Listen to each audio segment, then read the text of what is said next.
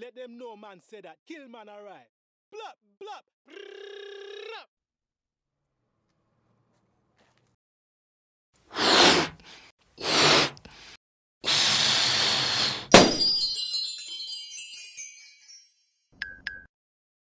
Hi everyone, my name is Chloe and today I'm going to be making a video around Jafaican, which is part of a series I think that I've kind of developed, commenting on different TV shows, films, and just breaking it down. Please hit that subscribe button, give me a like, and don't forget to leave a comment and share what you think about Jafaican below. On Friday, 11th of April, Peter Andre announced the release of Jafaican, and I went to the film trailer, and this is what the film description states. Desperate to secure $35,000 for his grand's care, small-time crook Gaza jumps on a risky tip-off and hatches a daring scam. With just 21 days to pull it off, he must immerse himself in Jamaican culture to con his way between London and Jamaica. Honestly, shall we give it a watch? I don't really want to be honest, but let's give it a watch.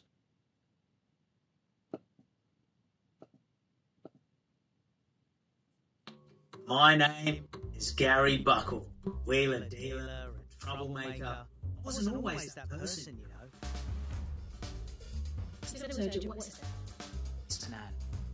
So this is with his nan, who needs, so basically he needs money. He's broke. Can't believe it, man.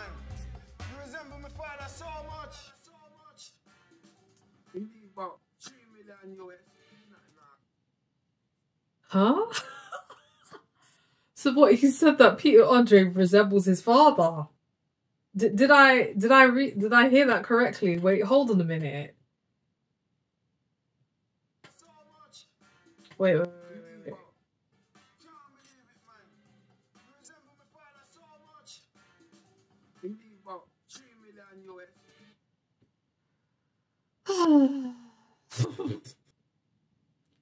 It's very much this Jamaica from a Western lens, and I'm going to get into it in terms of my analysis, but it just gives me the vibe of like Rasta Hatch, you know, in terms of like what the tourists, what non-Jamaican tourists see as like, oh, that's funny, ha ha ha ha ha.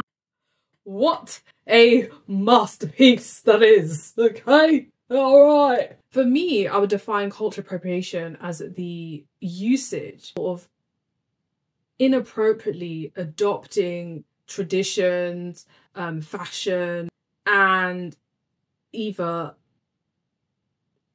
not acknowledging the sort of significance, not acknowledging the significance. It's just seen as a costume. It's just seen as something to sort of put on. It's basically a parody. There are no boundaries when, you know, someone like M.R, for example, it's reflecting how he views Black Jamaicans. It's reflecting how he perceives us, right? And the Cane Row, you know, you can enjoy dancehall music. That will be cultural appreciation. Pushing yourself to the forefront of a genre and putting on cane rows and just changing the way that you can act completely, changing who you are. I think with dancehall, it's, people don't understand when it comes to music, the challenge that is put within that. There's elements, I'm not saying that over-sexualization is not an issue, but I think, I don't know how to explain it, but there's something there in terms of Jamaican culture resistance and how these sounds developed in the downtown working class areas, and dancehall and the, you know, the dancehall queen, the fashion, the So he's taken, by just putting on his little, cane roll and all that, he's not understanding that history, that experience. Growing up in the UK and London, right? These are the main ways I feel like Jamaican culture, Black Jamaican culture is perceived. Hedonistic, hypersexual, unintelligent and criminal. European colonialism attempts, and I think it sort of continues. It's a way, by sort of constructing these alleged cultural norms as something that is Jamaican, a Black Jamaican specifically, it almost like sort of justifies the marginalization faced by that said group. And this links to a term that is known as racialization. And if you don't know what racialization is, this is something that I wanted to remind myself of.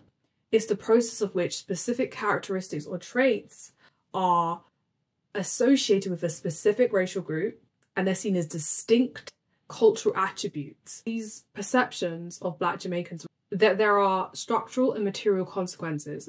This is the thing, right, is that you can tell that everybody involved in this is not aware of this history. They don't know the origins of dreadlocks and the significance of hair. This leads to discrimination, education, employment, opportunities impacted. I did a quick Google search and it took me 10 seconds to find the following articles. Then another one highlighting the experience of a young boy at school as a Rastafarian. And then Medium article, but the title of the article is 50 years later, Rastafarians receive justice. And this is from 2017. And it says the Rastafarian community of Coral Gardens, Jamaica, finally received recognition of an apology for the trauma suffered during a 1963 crackdown that left 8 dead. The UN Human Rights Office was there to help the community advocate for justice. For Rastafarians, dreadlocks are more than just a hairstyle. They are the symbol of devotion to spirituality and nature. Rastafarians see dreadlocks as a way of letting their hair grow naturally in keeping with their belief in the sacred nature of life. So once again, look at the significance, okay? It's really that rocket science, please. It's because there's just not that respect there. That's the problem, isn't it? But there's so much I'd love to see for the future of Jamaican cinema. Something that is just, I feel like, more than what we've had so far. Like, there has been some great pieces of cinema, but sometimes you just want to see something new. But just to finish the video out on a slightly confusing note, I went to the Wikipedia for Freddie, and it says, Freddie Nwaka is a British film director, film producer, actor, and ex-rapper. His most notable work is the Marxist commentary feature-length film, Jafaican. Can you understand the sensitivity, though, given how Jamaican culture has been portrayed in the media previously? And people watch a trailer and form a judgment based on what they see, but you have to watch the film. The film, I get the way the media works, and I get the way it's not the media. No, but it's the community. But the community. No, I understand that. But I've also seen, for every one comment that I've seen which appears to be negative, I've seen hundreds that are positive, and loads of messages that are coming from native Jamaicans that have said, I'm not offended, I'm not offended. So it seems to be a certain type of people that are messaging and saying certain things. And what type are those people? I just feel like they are, for me, for example, I go to Jamaica more than a lot of my Jamaican friends. Like, I love Jamaica. Like I said, my son's half Jamaican. I go there all the time. I would never do something that I thought was derogatory to the country or made it feel, you know what I mean, put it in any disrepute. I would never do that. And I was very, very, very careful before I put this film out. So you're saying watch the film, wait for it to come out. Listen, you got to watch before the you film. pass judgment. Yeah, you got to watch the film like anything, man. Trailers are trailers, and they're designed to do what they do, get people to want to watch the film. And so, yeah, the response has been amazing. Like I said, US, all over the world right now, everyone's talking about it. So it's a good look. It's funny because the bit that really stood out to me is when he was talking about how he's been Jamaican more than his Jamaican friends. He's been Jamaica more than his Jamaican friends. I'm like, you know what, that pisses me off, because I think about the Jamaicans in the UK, I can only talk about that perspective, who might not have the income to go to Jamaica. Traveling is extremely expensive. Not a lot of people can afford to travel, okay? So I just thought, rather than hear the criticisms, I think as a creator of any media, you have to be able to put content out and embrace what comes back to you in terms of feedback, right? It may not necessarily be what you want to hear all the time, but people are genuinely frustrated. And yeah, let me know what you think of today's discussion below. If you enjoyed this, please subscribe. You've got to support small creators, help us grow, okay? Thank you so much. Bye.